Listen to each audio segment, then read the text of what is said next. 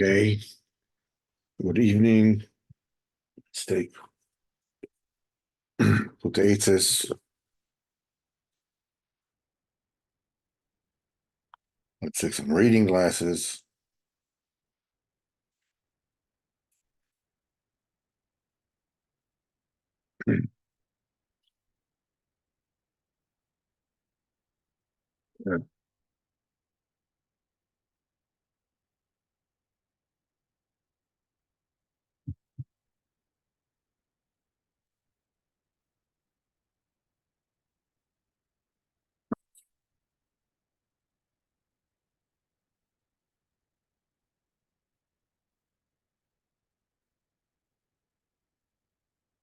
Okay, today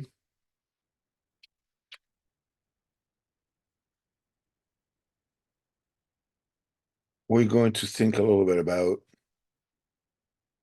thoughts.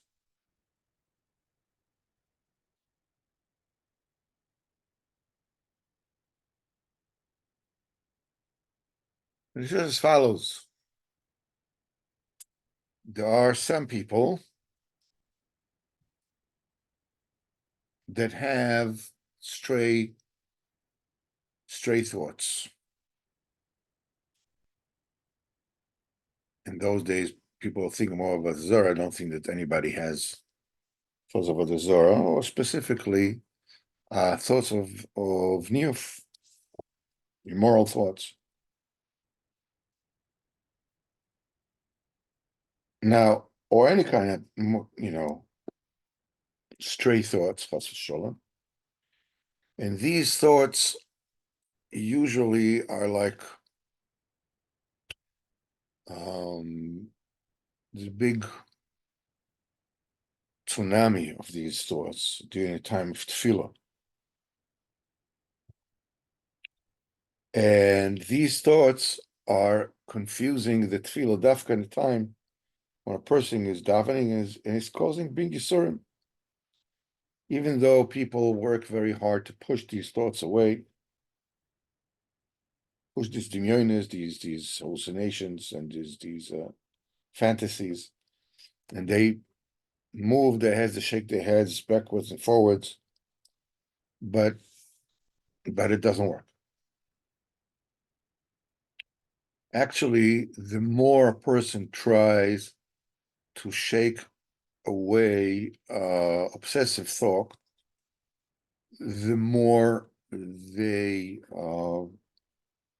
go over him. That's the way that machshavas are.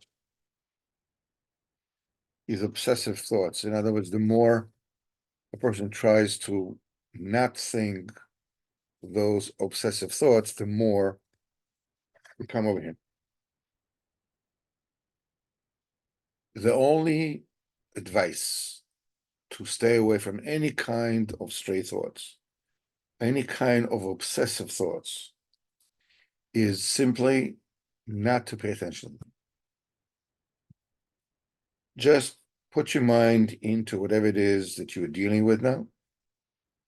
And if it's Torah, if it's tefillah, or you're in the middle of business, and don't look at it. Don't look at, I'm thinking about it. I'm not thinking about it. I forgot about it already. I didn't forget about it already. It's gone away. It didn't go away. Don't pay attention to that. Just invest your thoughts in the good things that you're doing, and the bad thoughts will dissipate by themselves. You should know that this kind of aces, this kind of advice is good, is only temporarily. But the thing is, the person needs to sanctify his body, and from midas and bad deeds, and invest yourself in good deeds, and getting to tzaddikim, listen to what they tell you.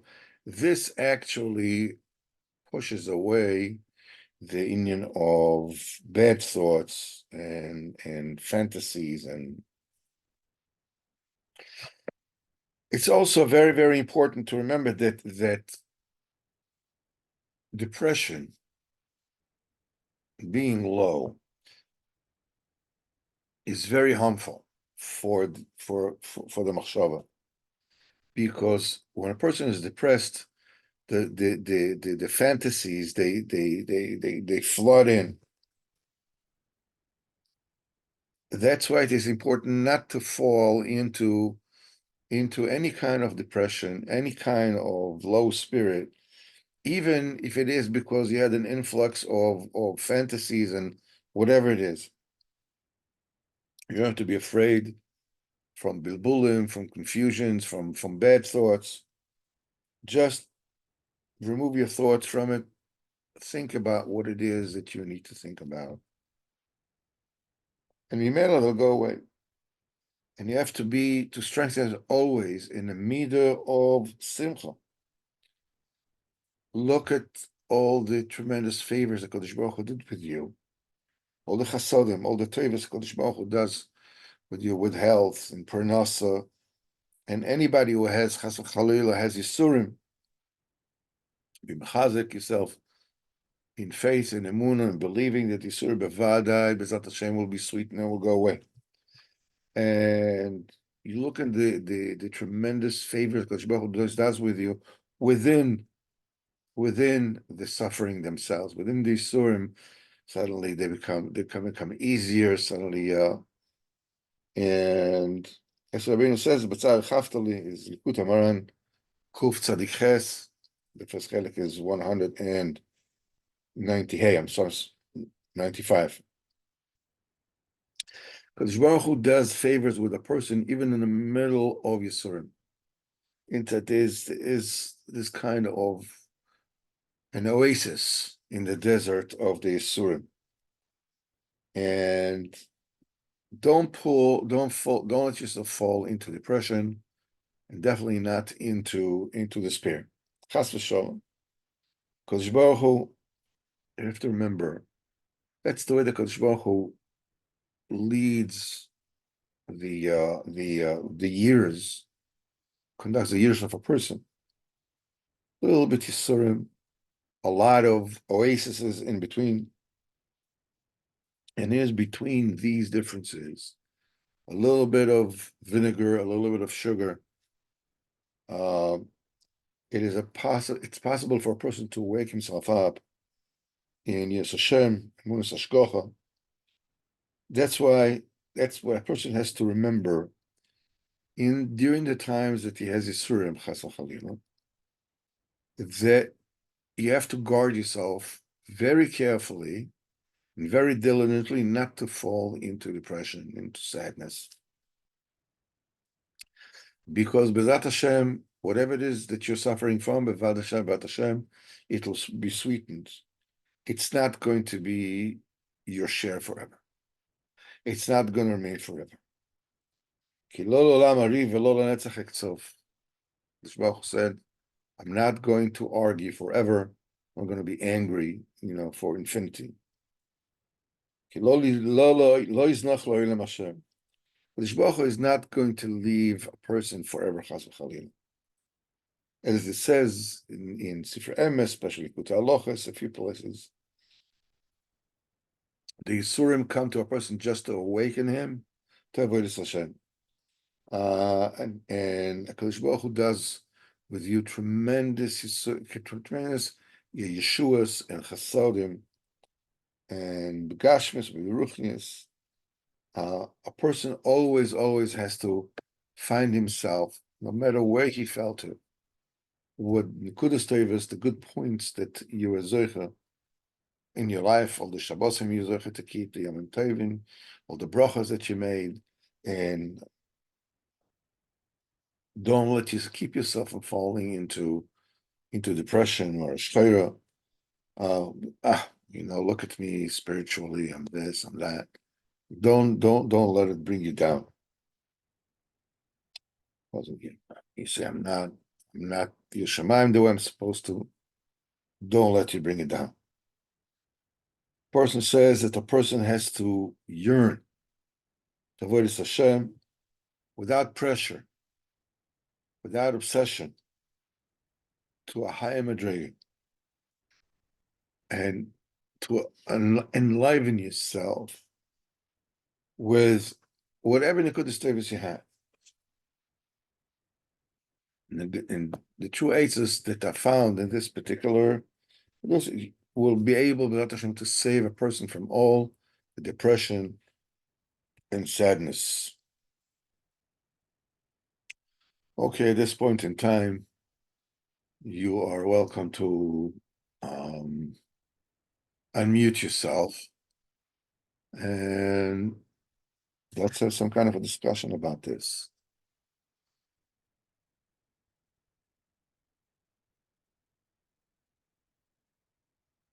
Rabbi Wise, are you there? I mean, I know you're there because I see you.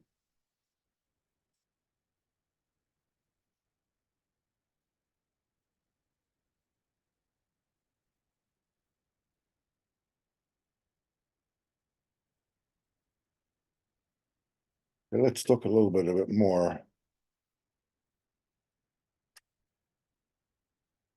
about thoughts until you're able to get on.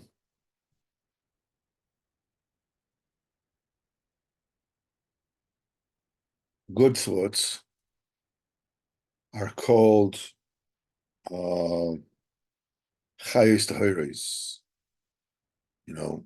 pure animals, and bad thoughts are called defiled animals. And the war of the thoughts is like a war between the pure animals and the impure animals. And Mishamayim, they let these thoughts to meet these thoughts. So the person will overcome and will defeat the bad thoughts with the good thoughts. And when a person does that, and he defeats the bad thoughts with good thoughts, the person is bringing great pleasure to Kadosh Baruch Hu. I see that you are able to be here. Rabbi Wise? Yes, the last thing you mentioned was something I was thinking of myself. That when I had recently some bad thoughts, some thoughts that I was very ashamed of in myself, and then they started to take get a strong grip on me, and I kept going back to them, and then I tried to just kind of shift, make a little shift in my thinking, and instead of thinking these negative things about somebody, I started thinking of nice things about them. I guess what you're saying is like good thoughts, Mm-hmm. and it wasn't like a war. It was just kind of a shift in consciousness in terms of focusing on those, and it relieved me. I found that I found actually some pleasure almost in having these good thoughts about somebody who I had these negative thoughts about, and it was very and I have continued that. Every once in a while those bad thoughts will enter, and I just kind of shift into something nice about that person, and it really provides me with some comfort. Well, that's exactly the battle that we're talking about. That's the battle is basically a choice. I'm choosing to think the positive thoughts and not the negative thoughts. Now, it's very important to understand the nature of this kind of thinking, and that is that you don't always win, Uh-huh. but anytime you win, it's not even every time you win. Every time you win, obviously, is good, but every time you fight, every time you fight, it's a win. When you see, the thing is that, especially when we come to immoral thoughts, um, it is a big deal. It's a big deal. Person can get himself into bad habits, to, I mean, these kind of thoughts can be used by people for the purpose of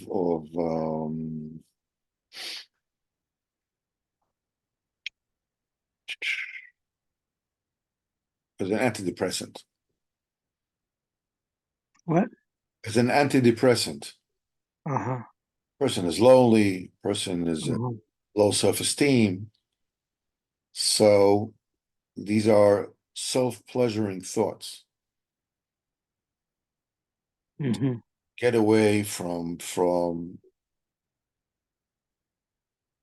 feeling, and it's no different than any kind of addiction.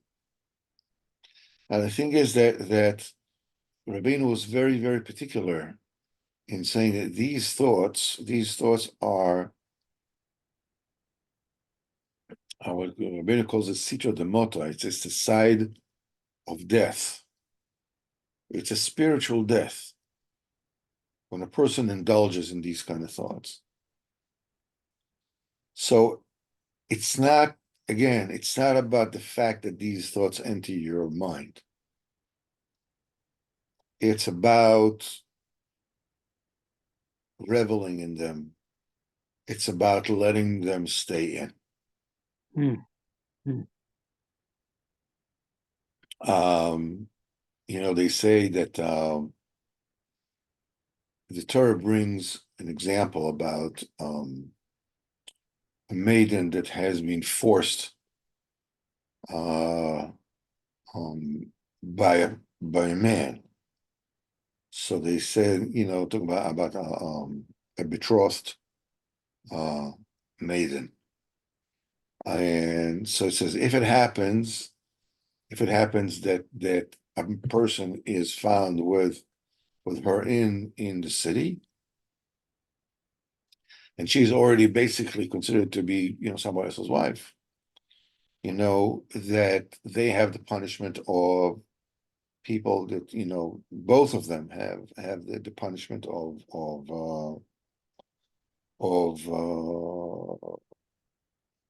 adultery, shemirah. But he said, however, if the person finds that maiden in the field and forces himself upon her, so the Torah says that you kill that person alone and don't do anything to the maiden, because it's like murder. Like somebody gets up on and goes and kills somebody else. I mean, she's not at fault. She said the Torah says she has called out, and nobody saved her. Nobody, and being that nobody saved her, it's not her fault. She's not being punished. Um, we are under attack constantly, every single moment of our lives, inside our heads. It's crucial that we understand that. And to win the spiritual battle and to sanctify oneself, the main uh, demand, from the mitzad Beis Shamayim, mitzad Kodesh Baruch Hu, is not why did we have these thoughts. These thoughts, the Yetzer Hara is forcing himself on us, like this maiden in the field. What we are found guilty of is for not calling out, for not protesting. In other words, when we look at other people, when we look at who are holy, people who have sanctified themselves, and from the outside, they look wonderful. Sadiq, they look wonderful. They look so clean. They look so perfect, without any blemish. And we look at ourselves, what is happening to us, what's going on upon us, what we have to go through. And we find very muddy waters, like muddled good thoughts and bad thoughts, and it's very easy to get down on ourselves. It's very, very easy. Many more times than not, the real test is not whether we end up with this thought or we don't end up with this thought. But how do we fight it? What is the resoluteness of the protest we put up? How much do we protest? Because one thing is for sure.